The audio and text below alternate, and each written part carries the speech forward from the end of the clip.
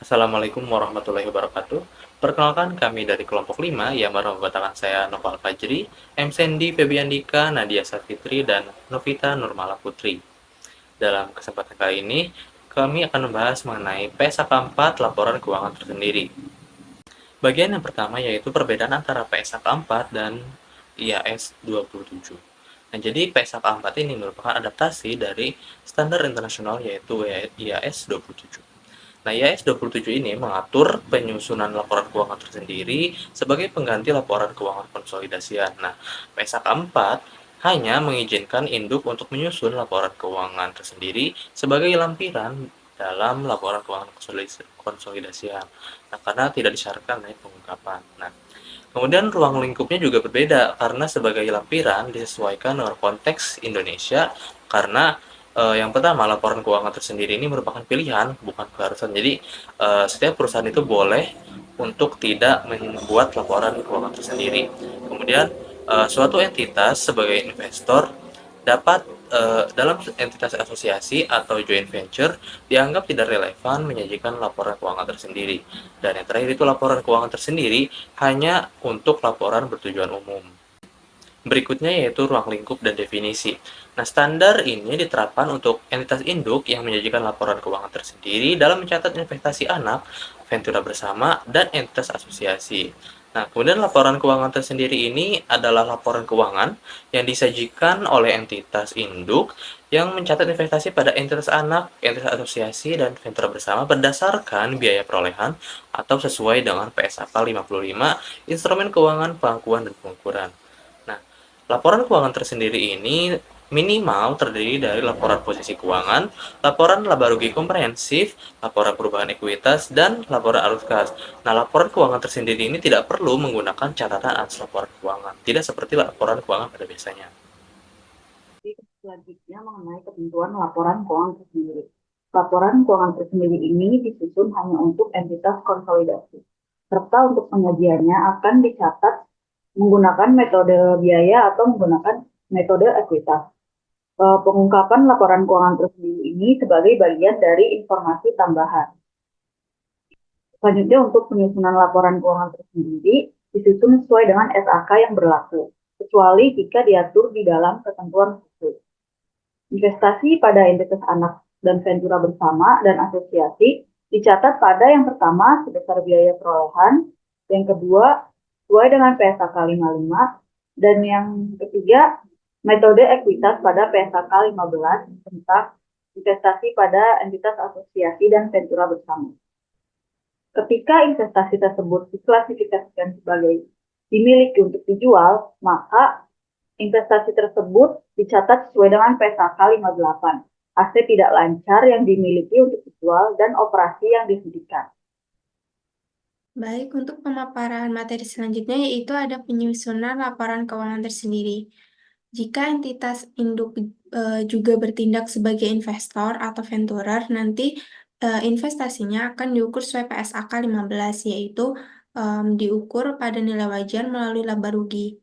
Dan pencatatannya itu investasinya dicatat sesuai dengan PSAK 55, yaitu dicatat dengan cara yang sama dalam laporan keuangan tersendirinya. Ketika entitas induk berhenti menjadi entitas investasi, maka entitas mencatat investasi pada entitas anak sesuai dengan paragraf 10. Lalu tanggal perubahan status nantinya diperlakukan sebagai tanggal akuisisi bawaan. Dan nilai wajar entitas anak pada tanggal akuisisi bawaan itu nantinya akan merepresentasikan imbalan bawaan yang dialihkan ketika mencatat investasi sesuai dengan paragraf 10. Lalu untuk perlakuan dividen dari entitas anak, ventura bersama dan atau entitas asosiasi diakui dalam laporan keuangan tersendiri entitas tersebut ketika hak entitas tersebut untuk menerima dividen telah ditetapkan. Lalu dividen diakui dalam laporan laba rugi kecuali jika entitas tersebut memilih menggunakan metode ekuitas, di mana dividen tersebut nantinya akan diakui sebagai pengurang jumlah tercatat suatu investasi. Lalu selanjutnya ketika entitas induk mereorganisasi struktur kelompok usahanya dengan membentuk suatu entitas induk baru sesuai yang kualifikasinya sesuai dengan disebutkan dalam paragraf 13, itu nantinya entitas induk baru mencatat investasinya dalam entitas induk awal sesuai paragraf 10A dalam laporan keuangan tersendiri. Sehingga nantinya entitas induk baru mengukur biaya perolehan pada nilai tercatat atas bagiannya terhadap pos-pos ekuitas dalam laporan keuangan tersendiri entitas induk awal. Lalu apabila entitas yang bukan merupakan entitas induk mendirikan entitas baru sebagai entitas induk sesuai paragraf 13, nantinya persyaratan dalam paragraf 13 itu juga diterapkan sama pada reorganisasi tersebut. Baik, selanjutnya yaitu terkait dengan tanggal efektif dan juga ketentuan transaksi.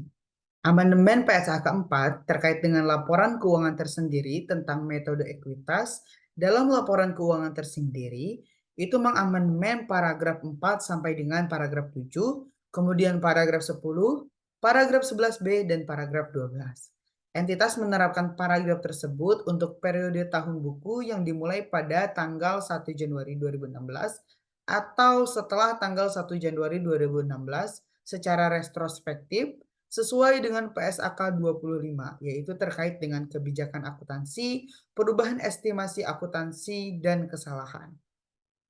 Amandemen PSAK 15, investasi pada entitas asosiasi dan ventura bersama, terkait dengan perubahan dalam amandemen bagian kepemilikan pada paragraf 25, yang bunyinya itu jika bagian kepemilikan entitas pada entitas asosiasi atau ventura bersama berkurang, tetapi entitas tetap menerapkan metode ekuitas, investasi tetap diklasifikasikan masing-masing sebagai entitas asosiasi atau ventura bersama.